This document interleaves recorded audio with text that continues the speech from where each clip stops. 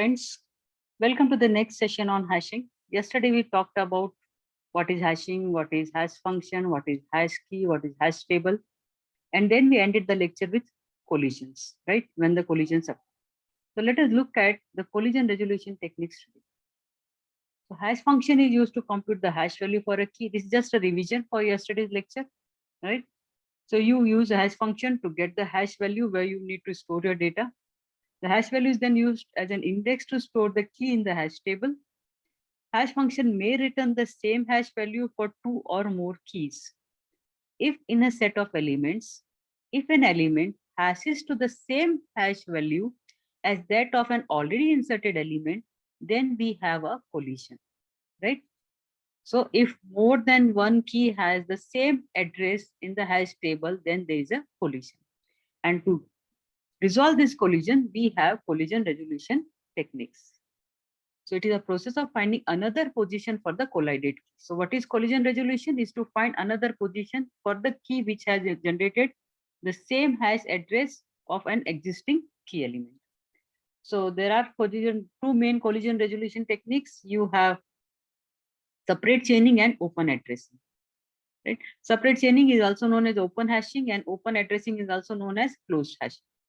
So under open addressing, you have three subtypes. You have linear probing, you have quadratic probing, and you have double hashing. So let us look at these techniques one by one. So let us start with separate chaining. So separate chaining is implemented using linked list.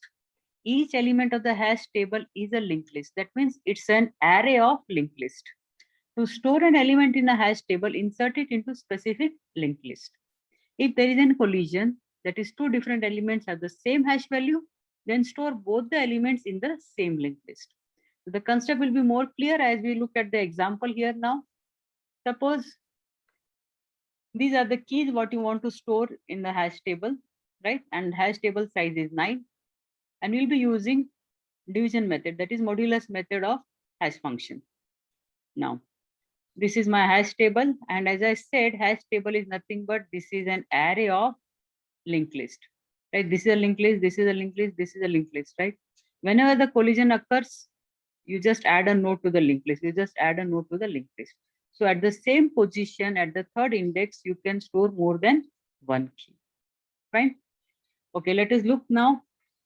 38 is a key. So you carry out 38 modulus 9. This is the hash function what we are using. Key modulus table size, that is 38 modulus 9. What is the hash value generated is 2. So 38 is stored at the second position in the hash table. Then you have 84 modulus 9. The next key is 84. It generates the hash value as 3. So 84 is stored at the third position in hash table. Then you have 24 modulus 9. It is stored at the sixth bucket of hash table. Then you have 53 modulus 9. The remainder is 8. So 53 is stored at the 8th bucket of your hash table. Then you have 27 modulus 9, remainder is 0. So store 27 here. Then 34 modulus 9, right? Remainder is 7. So it is stored in the 7th bucket of the hash table. Then you have 15 modulus 9, that is 8, right? 8 is already occupied here. So there is a collision.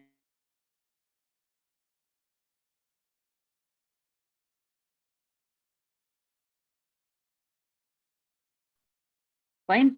So at the same position, that at 8 position, you are storing more than one hash key by using 15. Next, now what you have is you go for 21, right? 21 modulus 9, which is 3. Now again, 3 is already occupied. So what you do, you add one more node to the linked list and store 21 there. Next, you have 30 modulus 9, which again generates 3, and 3 is already occupied. You just add one more node to this. In this linked list, one more node is added and 30 is stored there, right? So at third bucket of the hash table, you have 3 keys stored. At the 8th bucket of the hash table, you have only one key stored. Fine. I hope the concept, this is what the chaining it is. It looks like a chain. So we call it as separate chaining. So in short, you have array of linked list, or you can also call it as array of pointers. Now, what are the limitations of separate chaining? It requires pointers which causes the algorithm to slow down a bit. But see, whenever the pointers comes into the picture, you have memory allocation, deallocation, and keeping the track of the pointers. So it puts a burden on the algorithm and which ultimately slows down the algorithm. Unevenly distributed keys, like if the keys are not distributed evenly, or if you have long list in the sense, suppose all the, again one more key comes here, again one more key comes here, so it becomes a long linked list, which is nothing but results in a linear search, right? So the search time increases. There are many spaces in the table, right? Because these will remain as it is. Whenever third index is generated, again a node is added, again a node is added. So some of the slots will remain empty, right? In worst case, all the keys might map to the same bucket of the hash table. That means, suppose all the keys map here itself. So all these things will be, all these buckets will be empty. Then that is a worst case complexity for separate chaining, right? Because it is nothing but as good as linear search. So we go for open addressing. In an open addressing hashing system, if a collision occurs, alternative cells are tried until an empty cell is found. So if there is a collision, you don't have a linked list here. You just search for the next empty bucket of the hash table and store the key there. A bigger table is needed for open addressing hashing than for separate chaining. So what are the types of open addressing? We'll be looking at linear probing, quadratic probing, and double hashing. Fine. So let us look at these types one by one. In case of linear probing, the position in which a key can be stored is found by sequentially searching all positions starting from the position calculated by the hash function until an empty cell is found. Again, I repeat, in case of linear probing, the position in which, right, the hash table position in which a key can be stored is found by sequentially searching all the positions starting from the position calculated by the hash function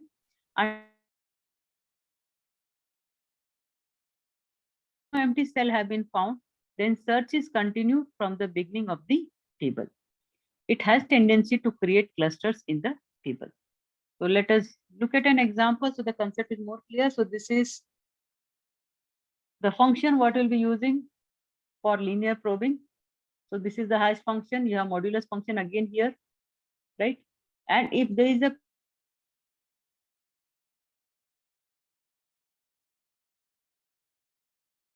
but a linear function, so in the beginning, I value will be 1, then it will be 2, then it will be 3, it will be a linear function, fine? Now, our table size is 9. These are the keys. Now again, the same example what we had for separate chaining. So you have 38 modulus 9. It gives you the second bucket of your hash table. So 38 stored at the second position of your hash table. Then your 84 modulus 9, that is 3. So at the fourth bucket of hash table, then 24 modulus 9, that is 6. The hash value is 6, so 24 is stored there. 53 modulus 9, that is hash value is 8. So 53 is stored at the 8th position. Then you have 27 modulus 9, that is 0th position. Then you have 34 modulus 9, the hash value is 7, 34 is stored there. Next, you have 15 modulus 9, the hash value is 8. 8 is already occupied by 53. So what you do, you search for the next empty slot. Next empty slot, you go for your 27. 27 is also already occupied. Then you go for the next slot, that is 1, which was empty. So 15 is stored there, right? So what we did here, in fact, the hash key value generated was 8, right? You did plus 1. We are taking this as a round circular array, right? Then you generated the 0th index, 27 is already occupied. Then you increase the value of 5, that becomes 2, that become 2, right? So it is stored at the next slot, that is 15. Next, now you have 21. So 21 modulus 9 is 3. 3 is already occupied for 84. So what you do, you search for the next empty slot. Next empty slot is empty. So you just store 21 at the 4th index. Next, you calculate is calculate the hash value of 30 as 3. Again, 3 is already occupied. You have 3 plus 1, that is 4, is again occupied. Then you have 3 plus 2, that is 5, and it is an empty slot, and 30 is stored here. It is very simple. Just calculate the hash value, and if it is already occupied, if the bucket slot is already occupied, add 1. If it is again occupied, add 2. So you keep on adding, that is plus f of I, where I is a linear function. Fine. Now, what are the advantages? It does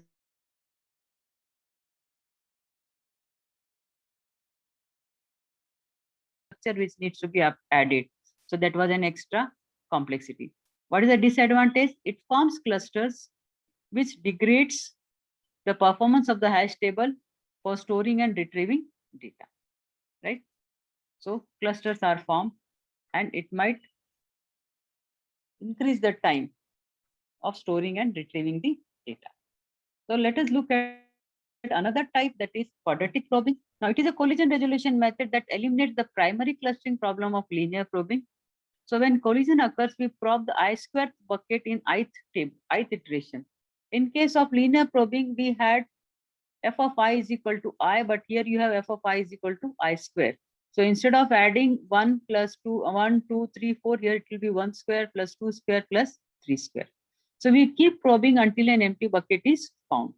So again, the hash function what we'll be using is same, the modulus function, right? And if there is a collision, we'll be having the hash key generated plus f of I. Now f of I here will be always f of I is equal to I square. In case of linear probing, we had f of I is equal to I. In case of quadratic probing, you have f of I is equal to I square. So these are the keys now, 89, 18, 49. What we'll be putting, this is our hash function. So let us hash first 89. So calculate the hash value for 89. So 89 modulus 10, that is 9. 89 is stored here. Then hash value of 18. So 18 modulus 10, that is 8. 18 is stored here.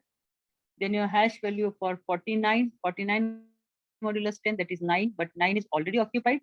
So what is happening? Collision occurring for the first time. So now you calculate H1, that is H of I. H of I of 49 is equal to, right, hash key, that is 9, plus f of I, that is I square, that is 1 square, modulus 10. So 10 modulus 10, that is 0. So 49 is stored here. Fine. Now next you calculate the hash value for 58. So 58 modulus 10, that is 8. Fine. Now 8 is already occupied. So collision is occurring for the first time. So I value is 1. So again you apply this. H1 is of 58 is equal to hash key what was generated was 8 plus I value is 1. So I square modulus 10, that is 9 modulus 10, that is it generates 9, but 9 is also already occupied. So now collision is occurring for the second time. So I value is 2 here. So again you apply the same thing, H2 of 58, collision I value is 2 now. So 8 plus, that is your hash key value is 8 plus, now it was 1 square, now it becomes 2 square, that is 4, which is nothing but 12. So 12 modulus 10, it gives you 2. 2 is an empty slot. So 58 is stored at the second position. Fine. Next, you calculate the hash value for 69. Now, 69 modulus 10 is 9. 9 is already occupied. So collision occurs for the first time. So then you calculate H1 of 69. That is 9 plus 1 square modulus 10. That is 0. 0 is also occupied. Now collision is occurring for the second time. So I value is 2. So H2 of 69 will be 9 plus 2 square. That is I square. Modulus 10. That is 3. And this slot is empty. So 69 is stored at the third bucket in the hash table. Fine. In case of linear probing, you have I, and in case of quadratic probing, you have I square. Okay, now let us look at the last collision resolution technique, that is double hashing. A normal hashing process consists of hash function taking a key and producing the hash table index for that key. In double hashing, there are two hash functions. The second hash function is used to provide an offset value in case the first function causes a collision. Okay. So here, this is the hash function you'll be using if there is a collision. So you have hash 1 key plus I into hash 2 key modulus table size. So here hash 1 and hash 2 are hash functions, and table size is the size of the table. So what you do, you repeat this by increasing the I, value of I, when the collision occurs, right? The first function is a simple modulus function what we are using, and the second hash function we are using bit different. Here you have R minus key modulus R. Now, what is R? R is nothing but a smaller prime number, a prime number which is smaller than the table size. Okay, now let us look at an example. Before going in, let's look at the steps. What you do is compute the positions where the data elements are to be inserted by applying the first hash function to it. Now, insert the element in the position if the positions are vacant. After applying the first hash function, you get a hash value. And if that hash index in the hash table is an empty slot, then you can directly store the value there. If it is already occupied, that if there is a collision, then apply the second hash function. Now add the two values of hash 1 and hash 2 and insert the element into the appropriate position. Now number of probes for the data elements is 1 if it is inserted after calculating the first hash function, and number of probes is 2 if they inserted after calculating the second hash function, right? So let us look at an example here. These are the keys what you need to hash into the hash table. This is the function I've written here again. So what you do, first time you just apply the first hash function and check the hash value. So you take 69, apply the first hash function. So 69 modulus 10, you get 9. 9 is an empty slot, so just directly store 69 there. Next, you take 89. Again, apply the first hash value. What it generates is again 9. Now 9 is already occupied, so now there is a collision. So what you do, you calculate the second hash value. So here, the second hash function, what we have is a prime number minus key in modulus of prime number. So your prime number, what we have taken is 7, which should be smaller than the table size, right? Table size is 10, so we have taken the prime number as 7. Minus the key is 89 modulus 7. So you get 7 minus 5, which is 2. Now using these two hash functions, let us calculate the position for this key. So here is the formula. You have hash 1 value, that is 9. I is 1 in the beginning, so 1 into hash 2 value, that is 2. Hash 1 value is 9, hash 2 value is 2, all right, modulus 10. So you get 11 modulus 10, that is 1. So 89 is stored at the first index, which is empty in the hash table. Next, we have 18. So apply the first hash function, 18 modulus 10, that is 8. So 8 bucket is empty, so just store 18 there. Next, you have 49. So apply again 49 modulus 10. So the first hash value generated is 9. It is already occupied. So we go and calculate the second hash value for 49, which is again applying the formula. You get the second hash value as 7, right? Now apply use both the hash 1 and hash 2 keys and calculate the hash position for this key. So hash value, hash 1 is 9, I is 1, and hash 2 value is 7, right? So 9 plus 7 modulus 10. So you get 16 modulus 10, that is 6. Now 6 is empty, so 49 is stored at the 6th position. Next, you have 58. Again, apply the first hash function, 58 modulus 10. The hash key generated is 8. 8 is already occupied. So again, calculate the second hash function, that is R minus key modulus R. R we already taken as 7. 58 modulus 7, so you get 7 minus 2, which is 5. Now, after calculating hash 1 and hash 2 values, let us calculate the final position for the key 58. So hash 1 is 8 plus 1 into hash 2 value is 5 modulus 10. So you get 13 modulus 10, that is 3, right? So 58 is stored at the third position, and third position is empty.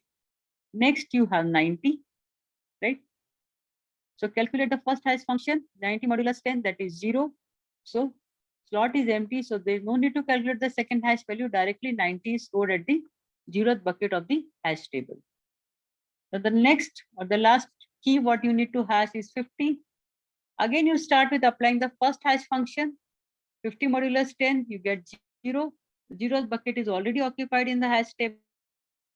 So you calculate the second hash value by using the second hash function. Second hash value comes out to be 6, right?